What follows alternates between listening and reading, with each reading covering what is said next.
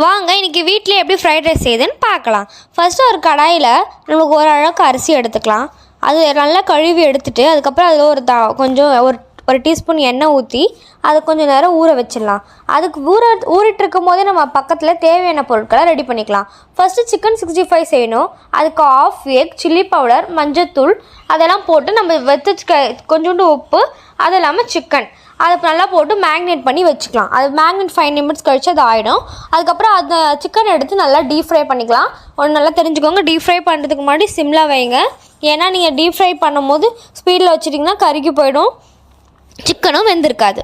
First நம்ம அந்த சிக்கன்லாம் எடுத்துக்கலாம். எடுத்துகிட்டு அதை இப்போ ஒரு ஓரமாக வச்சுக்கோங்க. இப்போ அந்த எண்ணெய் எதனா மிச்சம் இருந்துச்சுன்னா அந்த எண்ணெயை வேஸ்ட் பண்ணிடாதீங்க. அந்த கடாயில் அந்த எண்ணெயை ஊற்றிடுங்க.